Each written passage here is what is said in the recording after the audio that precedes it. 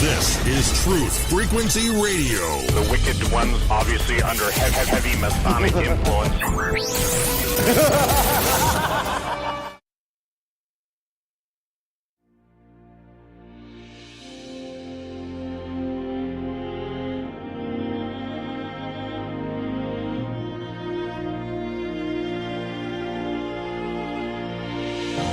Welcome to Spirit's Journey, coming to you live on Truth Frequency Radio and simulcast on Oneness Talk Radio.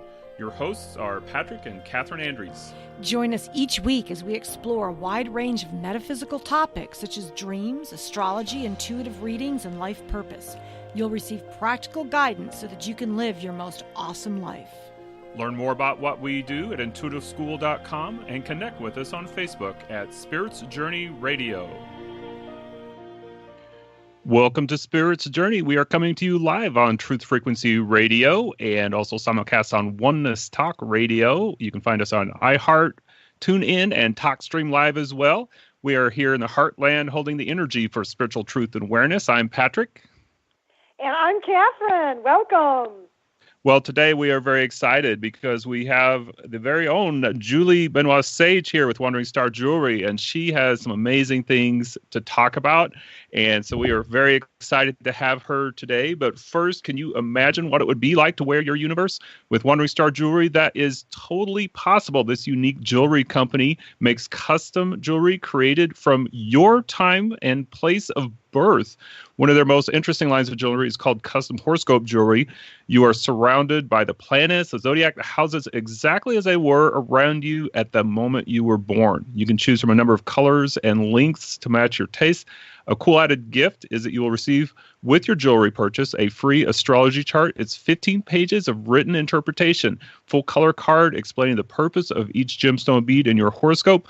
One huge benefit of wearing this jewelry is that it will remind you of your planetary influences, which have everything to do with your life purpose, your gifts, your talents, and your challenges.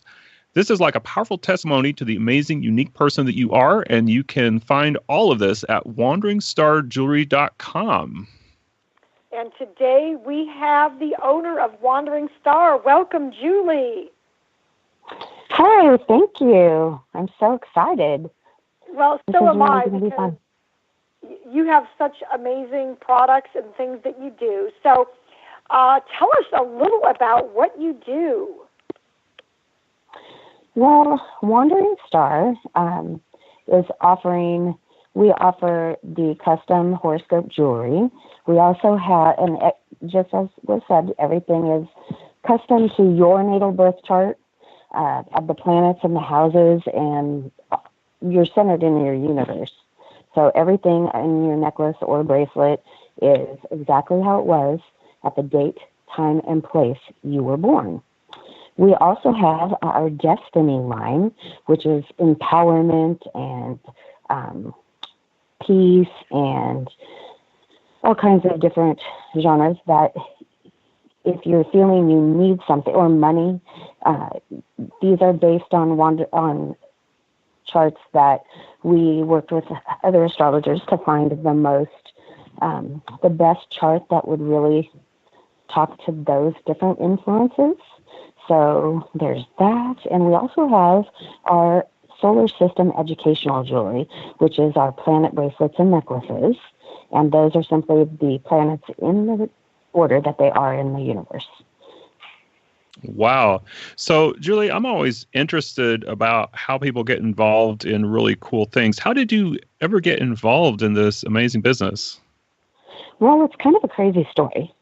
I am the owner of Wandering Star Jewelry and Sage Made Essentials, and I had a little shop in Alberta, in Portland, Oregon, and I was having some business things updated, like QuickBooks and things like that, where I met Alicia, the actual founder of the company, and we were busy doing a conversion, and she mentioned to me, oh, I have a jewelry company for sale, and I was like, oh, cool, what's that? And so as the conversation progressed, I knew right then that I was going to own that company. And it just felt right. The energy was right. I feel like kind of a wandering star looking for my place. So the energy really spoke to me. And that's how that happened. I love those synchronistic stories. So you really just kind of went with that intuitive gut feeling, like, I know this is going to happen. Absolutely. That's pretty much how I do everything. I mean, I try to put a little premeditative thought in it, but really I follow my intuition, and it usually works out for the best. Yeah, that's I find an awesome message for people, I think, because, I always tell people, if you want a guide that's always going to put you in the correct direction at the right time, you got to listen to that intuition. I agree. Some of my most interesting experiences, I think, have happened when I followed my intuition. So let's talk a little. Oh, sorry, Julie, go ahead. No, that's okay. Go on. So let's talk a little about astrology. So when we were talking before the radio show, you shared with me that you're a Libra. And I love how seeing a person's astrological influences align with their careers. And so I know the essence of Libra, which is ruled by the planet Venus, is all about creativity. So before you got involved with the jewelry and so forth, you were in the financial sector. So kind of describe, how do you feel about doing this kind of work that's creative as opposed to what you did in the financial sector?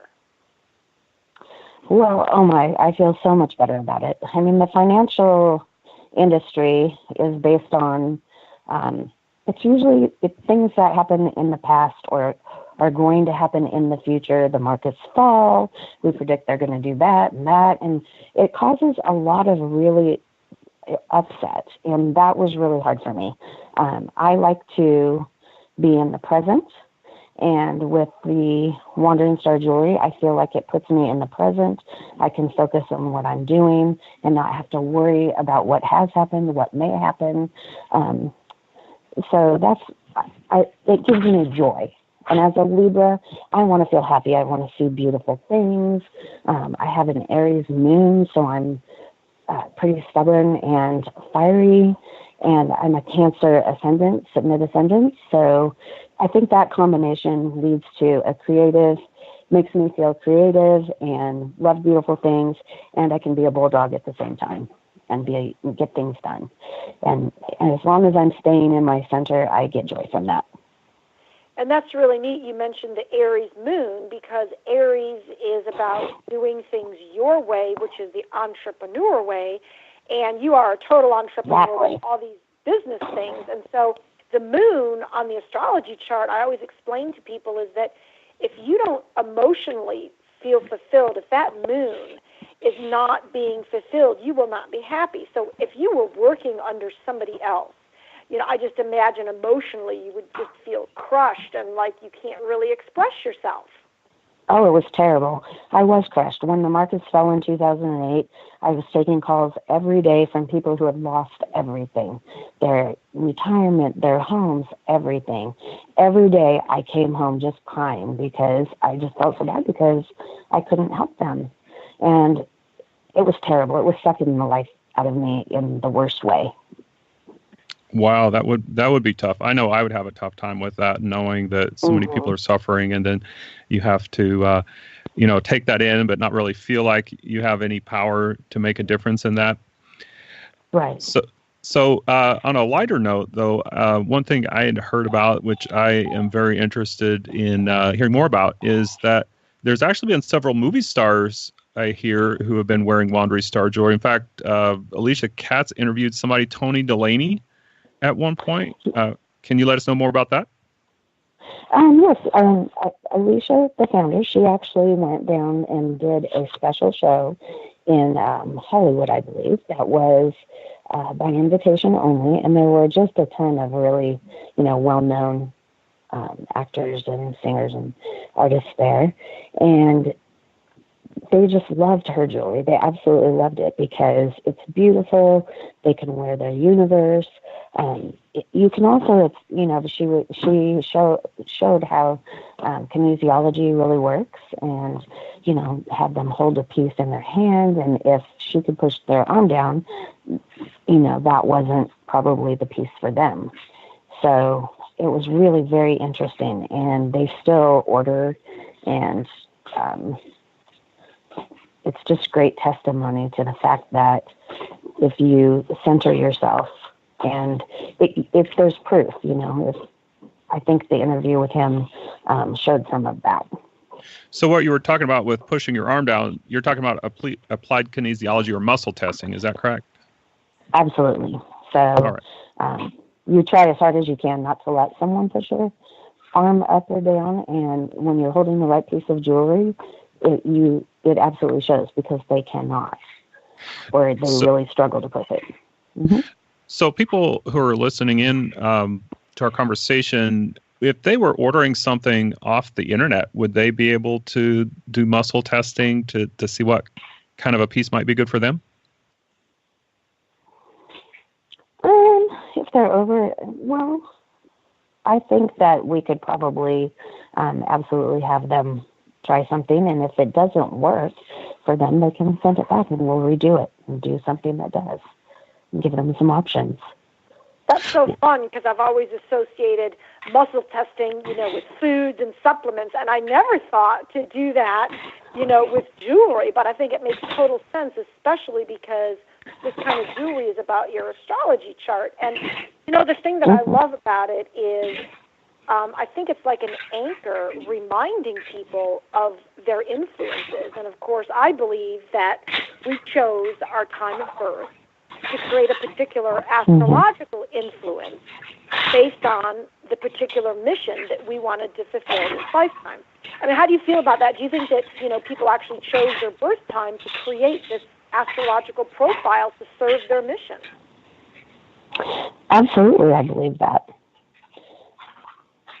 I mean, astrology goes back to how far back in the history of mankind can we see that everybody was studying the sky and the stars, and pretty much the same basic principles we're still doing today. And you have all your major religions or spiritual paths and beliefs that all kind of have the same thing, believing in, the afterlife or prior life, past lives. And I don't understand how how that can't be real. You just can't make that stuff up. That's, and there's too much proof if we look at different, points in history and archaeology, and it's amazing. It has to be that way. Yeah, and I know one thing I do to remind myself of my influences, my mission, why I'm here, is I just have my astrology chart in a nice picture frame hung up on the wall, and so it's in my office room, so every day I pass it, and I'm like, oh yeah, that's why I'm here. So I think wearing the necklace is just another way to do that, and your testimony, because you're a Libra, and you feel totally fulfilled doing this kind of creative work. Yes, I do. And the other part about that is the chart hanging up is wonderful, and that's a good reminder. And you can also use the piece itself as basically like a rosary or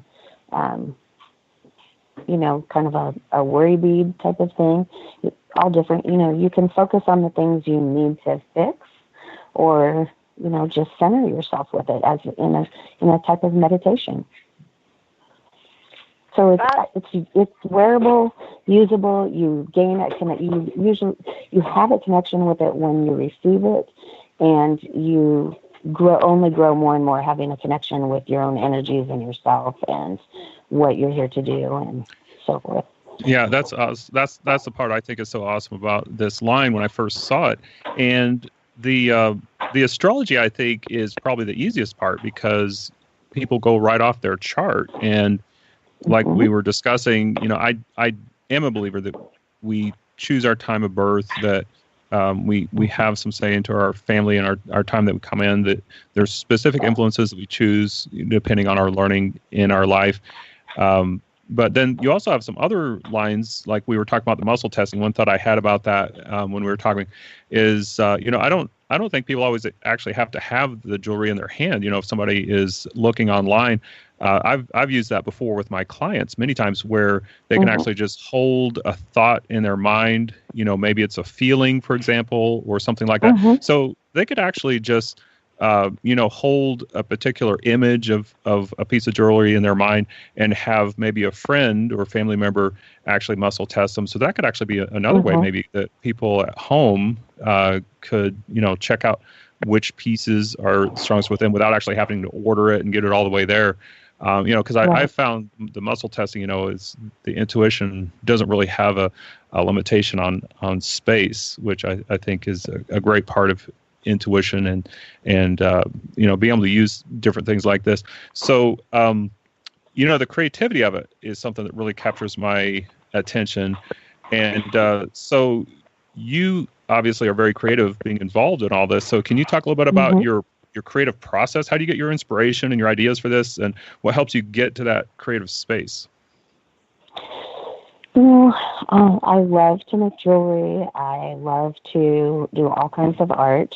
I think that when I just have my own quiet and I can sit and focus on these different things, the stones, the essential oils, all of those help me get to my creative space. And with each piece, when someone orders it, based on, a little information, I really do try to put intent. Like, I don't just grab a stone here and there. I pick the one that really speaks to me, that it's going to speak to them. I can feel that.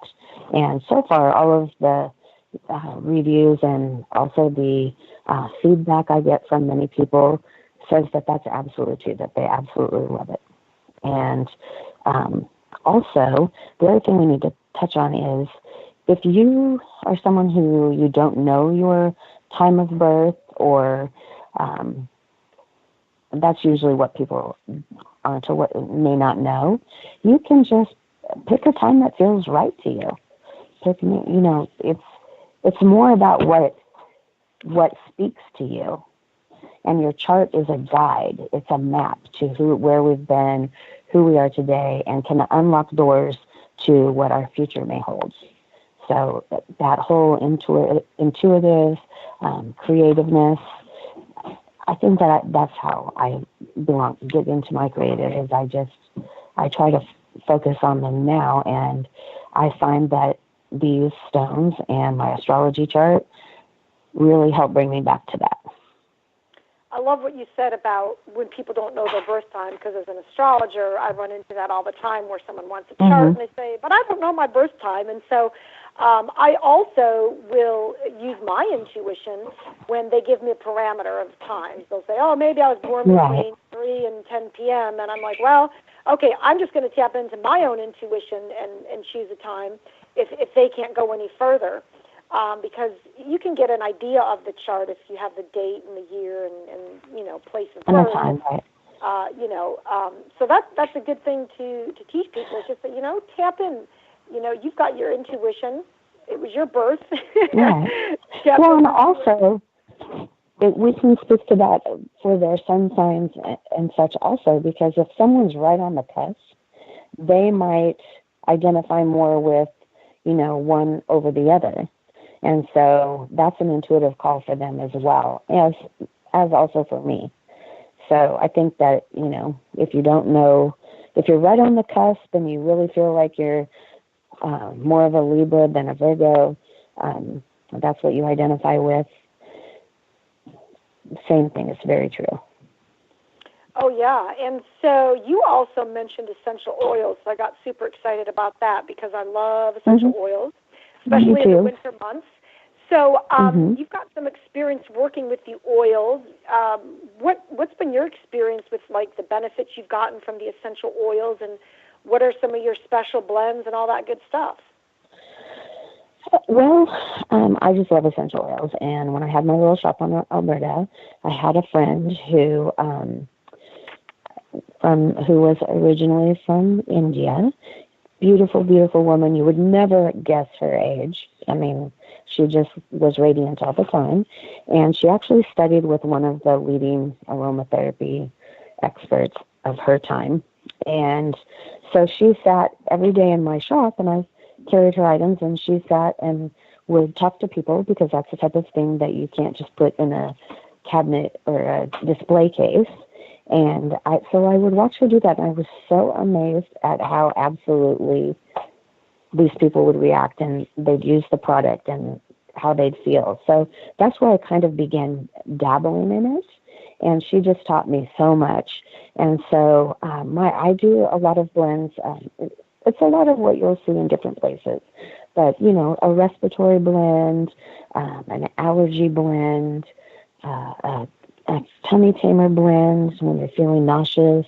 Let me see.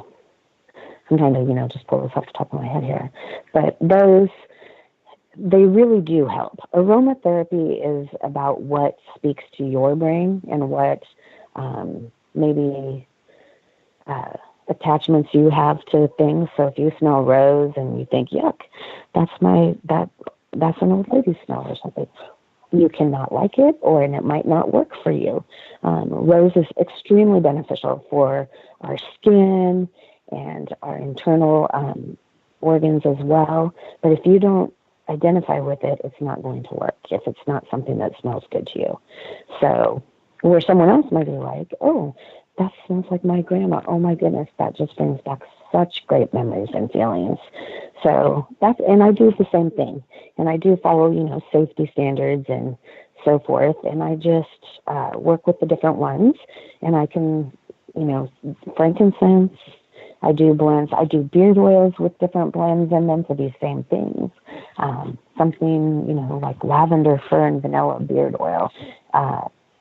It's yummy. And, that way a person is using it and they smell it, and it just gives them that sense of, oh, I feel good. This brings, kind of a euphoria, as opposed to and while I'm at my desk and something terrible is happening, and I can remember to, be present and not go down that path of negativity. So right, we have right, all candles. Mm-hmm.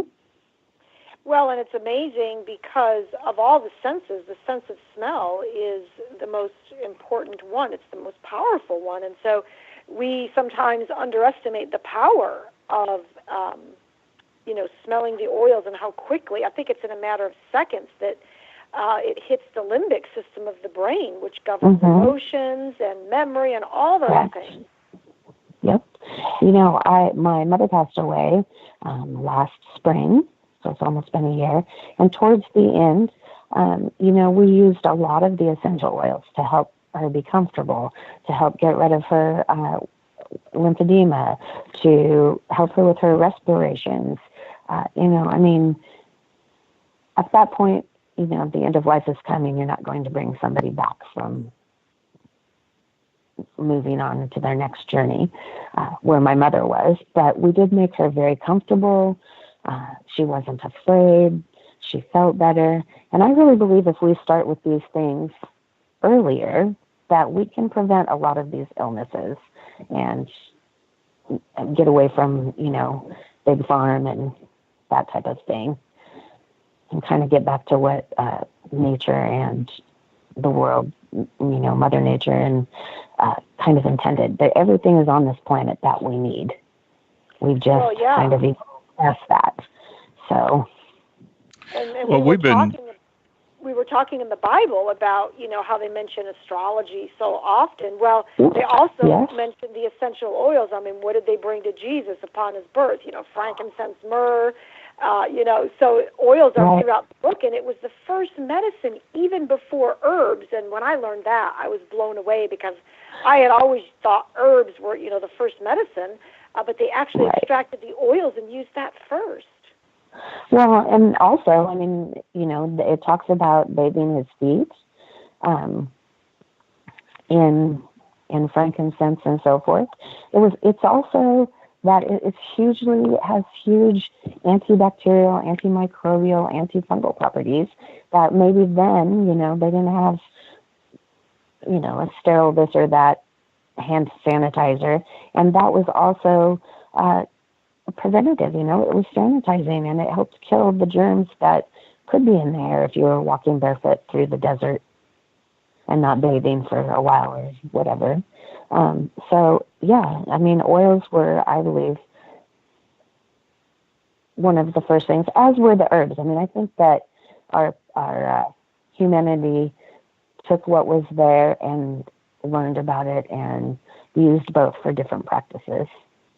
We've been using oils for a long time, and I've definitely seen a lot of the benefits, not just the impact on the olfactory system, which is our sense of smell.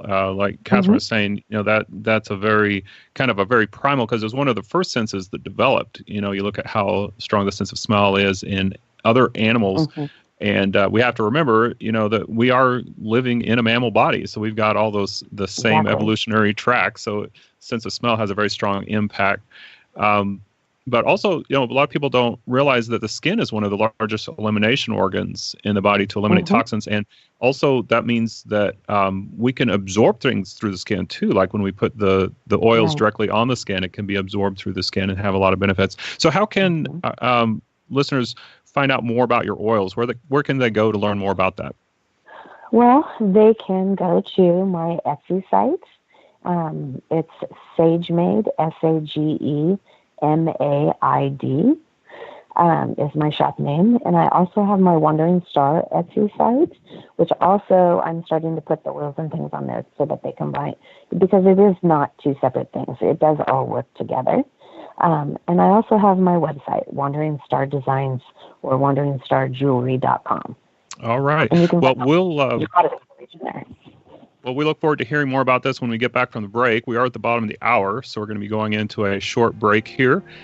During the break, please go to Spirit's Journey on TFRlive.com to sign up to support the station. Truth Frequency Radio is a listener-supported station, and 50% of the contributions go to help us continue offering you cutting-edge information on health and spiritual development. So this is Spirit's Journey on Truth Frequency Radio and Oneness Talk Radio. See you on the other side.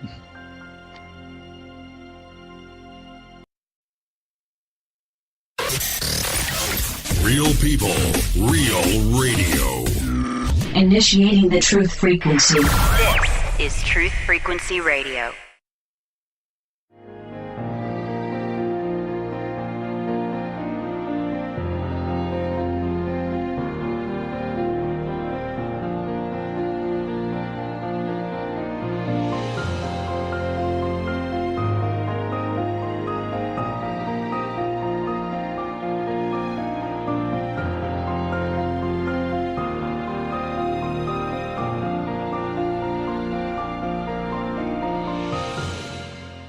Welcome back to Spirit's Journey, and we are here coming to you live on Truth Frequency Radio, simulcast on Oneness Talk Radio. If you're just joining us, we are here with Julie Benois-Sage. She is the owner of Wandering Star Jewelry, and so we are talking with her about her amazing line as well as essential oils and other things. But first, before we get back to that, would you like a tool to help you manifest more in your life? We've got something that is not only practical, but also very beautiful. Destiny Jewelry from Wandering Star. This is jewelry that is a line of talismans that you can use as meditation tools to manifest in specific realms of your life. They identify areas most people are working on to make transformations, such as empowerment, health, money, love, stress relief. Work your way around the Destiny necklace and beads, bracelets, bead by bead, just like a rosary or a mala. Spending time with each affirmation so that you can activate that planet's positive energy in your own life. So Julie's offering 10% off her jewelry line with this special code, SAVE10, S-A-V-E 10. You can go to WanderingStarJewelry.com, or you can contact her directly at Julie@WanderingStarJewelry.com. So, Julie, you used to be in a corporate world, and so it was a big leap going from the corporate world to being an entrepreneur. And I know there's a lot of people who dream of having their own business. We've talked to people who want to have their own businesses. Are there any challenges or successes that you can share with us on your journey to entrepreneurship? Oh, there are lots of challenges. Things like understanding where to get your supplies at the best cost, or what you can create on your own. Bookkeeping is important. So many things. If you're going to have a location, you need to be able to understand how the commercial real estate market works in your area. So, basically, and also the time commitment. When you're an entrepreneur, it's 24 hours a day, 7 days a week. So, basically my advice would be willing to commit fully. All businesses start out as the dream of someone, and dreams turn into reality with hard work, sweat, and tears. Tears aren't necessarily a bad thing. We sometimes honor our thoughts and feelings with them. The other one I would say is be passionate. Most good things, at least as far as my experience is, in this life involve passion. You can spend so much time with your business venture, and you'll go through the same relationship issues as if it were your lover. It's truth. And you need to have fun. If it isn't fun, it isn't worth the effort and the tears. Maybe lastly on that, I'd say be diligent to detail because they matter. Hire a good bookkeeper or a good consultant. That's what happened to me. And on instinct, I hired Alicia, and, my relationship with Wandering Star Jewelry just was born from that. So things can, come around like that. Yeah, I can see that if you actually care enough about it to shed some tears, it probably means that it's something that's important to you. So there's probably so many jobs. Yeah, there's probably so many jobs that people have that they couldn't really care one way or the other.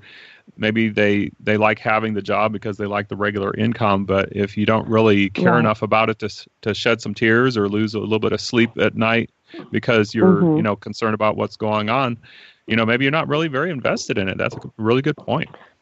Correct. And it can go the other way. If you are shedding tears all the time and not sleeping at all at night, then that can tell you that that's not right for you.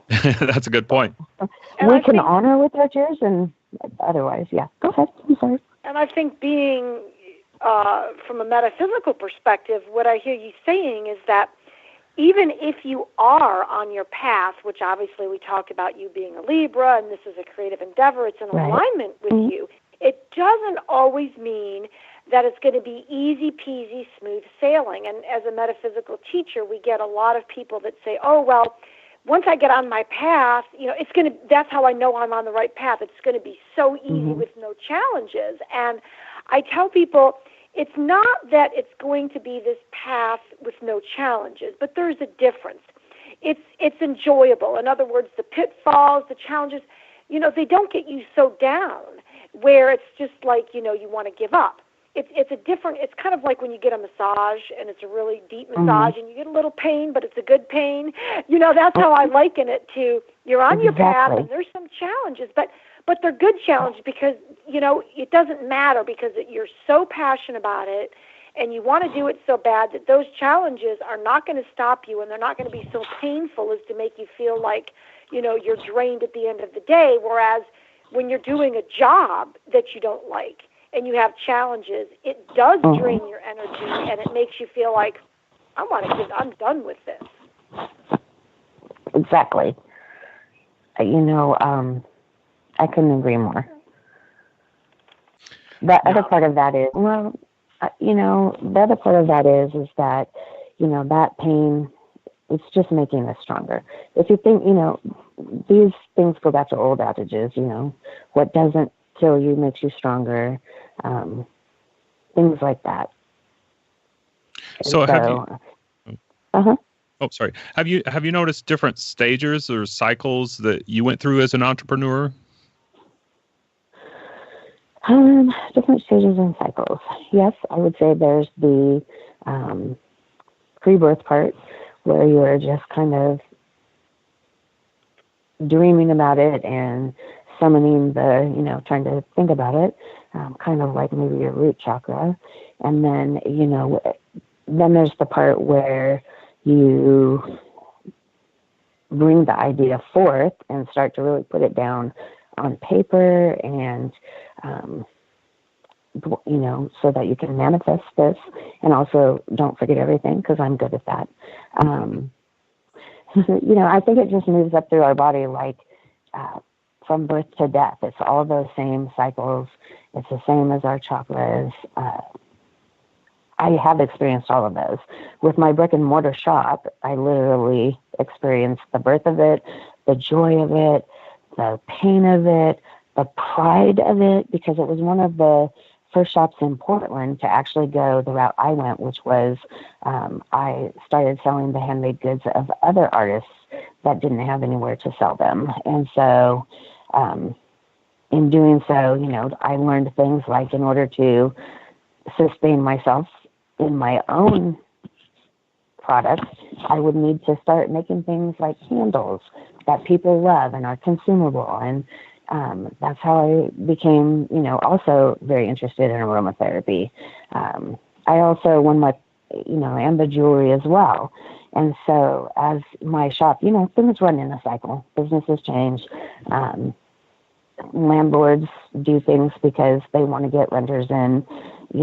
Commercial property in Portland is horrendously expensive these days. And as my shop was kind of going down because we were forced to move to a different location that wasn't street front, I experienced the death of my shop, maybe, and still have the pride of what I had done. So, and then after that death and mourning that, I come back to, well, how can I do this a different way? Because I'm not going to give up. Yeah, that's a really great example, because I have found, looking into the experiences of many different entrepreneurs, that a lot of times what people see, they say, oh, how did you get to be so successful? It wasn't their first venture that really took off and did it. And a lot of times, even with these people who become multimillionaires, you look into their life and people think, oh, he was just an overnight sensation, or, where did she come from just out of nowhere? And a lot of times when you look into their history, they had years and years of building the foundation. And many times, maybe they had 3 or 4 businesses that just didn't work out for one reason or the other. Right. And they say, well, I learned so much from each of those experiences. If I had not done them, I would never be where I am today. So I just really find that fascinating. Right. And it is comforting in a lot of ways, because I think sometimes we get way too perfectionistic sometimes, and we get hard on ourselves because something didn't work out. And, I think it is important to just remember, okay, this is a learning experience. That's why we're here in life, to learn and grow and move forward.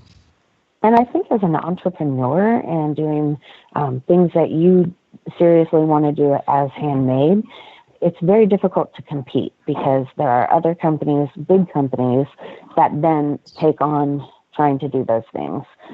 Every lip balm out there by a major manufacturer is now starting to stress the essential oil part of it. And, we don't contain this or that. But they can make things at such so inexpensive because of their mass production and so forth, that sometimes it's really frustrating. You start to think, well, how can I do this faster? How can I do this better? I can't compete. Oh my goodness. And that's the point where you just say, you know what, I do this because I love to do it, and I don't need to lower my prices and make less profit.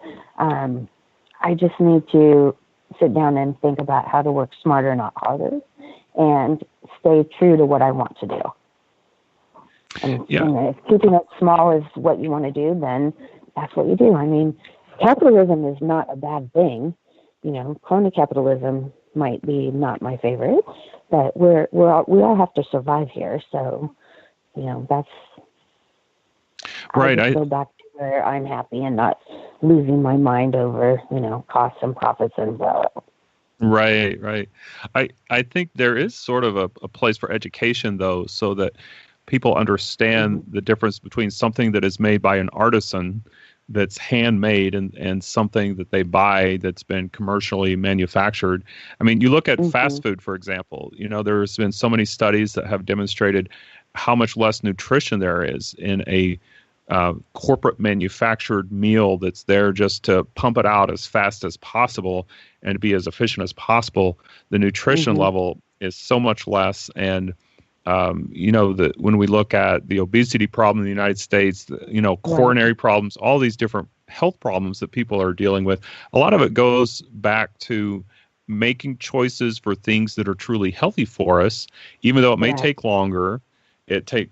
Taking real foods and buying them from the produce section of the store or getting fresh, fish, whatever it is you're making it at home yourself. It takes more time. There is a craft to it, an art, but when you put that time and energy into something that you're doing, it's so much healthier for you when you eat it. And I think that the jewelry, like what you're talking about, is the same way.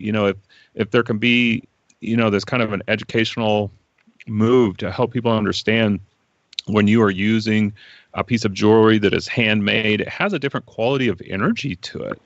And so it does change your life in a different way than something that's just commercially manufactured. Well, and I think you sought it out knowing that you were needing something. So I don't think people just come to my jewelry willy-nilly, if you will. I think that people who are buying this they need something. They are looking to become more real, and they want something handmade and made with intention, exactly as you say. I mean, we're all here following a path, and it seems to me like in today's world, it's kind of, well, it's not kind of crazy, it's extremely crazy, but I think people are getting back to becoming more of a unified consciousness and getting back to realizing that we better get back to nature and back to things that are natural, or we're going to destroy our planet and be gone. And, one thing I wanted to mention on that, Julie, an awesome thing just happened in the world, talking about getting back to nature and the environment. Just wanted to announce to everybody that Costco has decided to ban the sale of Roundup and any products containing glyphosate in their stores. Oh, thank God. So they won't be carrying goldfish or anything else like that. Exactly. Nice. So that's goldfish huge. Crackers, They're a major retailer, and they're banning the sale of Roundup, and so, which is a known carcinogen. And so now we're looking to the other big retailers like Home Depot and Lowe's to do the same. But this is a major win for the environment. Exactly. I mean, all of that goes into our water systems. I mean, those are huge wins. And I mean, you see things like that happening with lots of big companies, which is great that they are focusing on that. The other thing, like I try to remember, is if something, we often say, oh, it's made in China, it's made in India, that's just slave labor, blah, blah, blah. Well, we have to support a global economy as well. And a lot of those products, things that are being beaded or soaps that are being made and sent from there, they do support maybe a village of women and children who are trying to escape abuse and slave labor and sex labor and all of that. So I try to support those things as well. But, for the most part, when you see a bunch of things that are just manufactured and there's a million of them and it doesn't have any story with it, it's hard to feel connected to that. One of the things that I think is just amazing is the concept of these microloans. You were talking about some of these villages where these ladies who are these artisans making these things by hand are actually being supported, and they're able to support their families. It was amazing to me when I learned more about these microloans, and sometimes it's just a matter of $500 for them, where we think about starting a business, we're talking about getting a loan for $50,000, $100,000. Sometimes they just need $500 to buy materials, and it gives them what they need to get their business started. They can, whether they're making shirts or jewelry or whatever it is.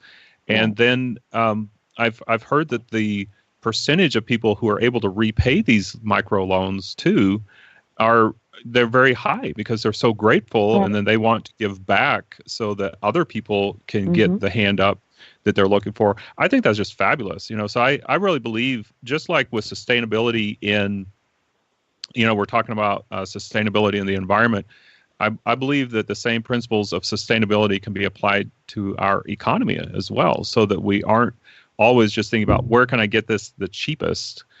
We start thinking about, where can I invest my money so that I can help support my community, or so that I can help support a cause. Exactly. And not just being so excessive that you fly through, major retailers and just buy because it's cheap.